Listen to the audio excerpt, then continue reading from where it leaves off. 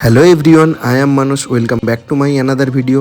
এটা ছিল বেসিক্যালি আমার বন্ধু সুমনের বোন সুমনার বিয়ের ভিডিও। ফার্স্ট অফ অল আমরা সবাই চলে যাই বাপ্পাদার দোকানে। তারপর আমরা সবাই একসাথে হয়ে সুমনের বাড়ির উদ্দেশ্যে রওনা দিই। বিয়ের গেটের সামনে ঢোকার আগেই এলইডি স্ক্রিনে দেখতে পাই বর অলরেডি চলে এসেছে। তারই পাশাপাশি অলমোস্ট অনেক গেস্টরাও চলে এসেছে।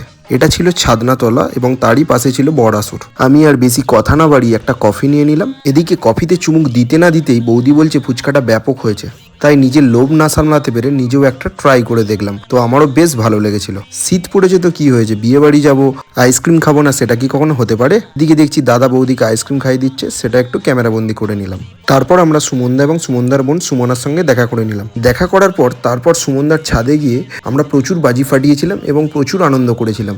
এবং বাজি ফাটানো শেষ হওয়ার সাথে সাথেই আমরা নাচানাচি শুরু করে দিয়েছিলাম। তো এরপর আপনারা দেখতে পাবেন আমাদের নাচানাচির কিছু মুহূর্ত।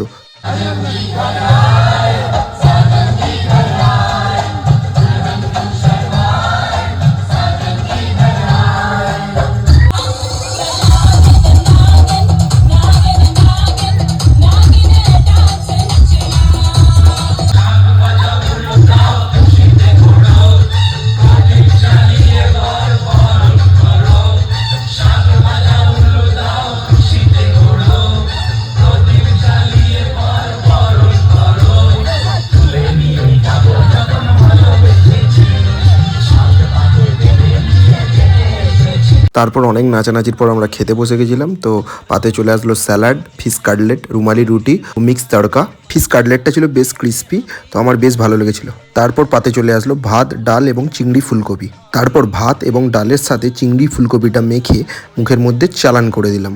তারপর দেখি পাতের মধ্যে চলে আসলো কাতলা কালিয়া। কাতলা মাছটা ছিল খুবই ফ্রেশ এবং সফট।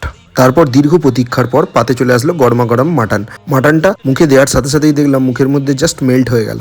তারপর পাতে চলে আসলো ম্যাঙ্গো চাটনি এবং পাঁপড়। তারপরেই চলে আসলো শীতলা স্পেশাল বাটারস্কচ সন্দেশ।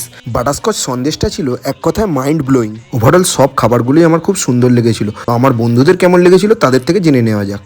অসাধারণ ছিল, একদম প্রিমিয়াম কোয়ালিটি। এত সুন্দর সুন্দর রান্না খুব ভালো লেগেছে।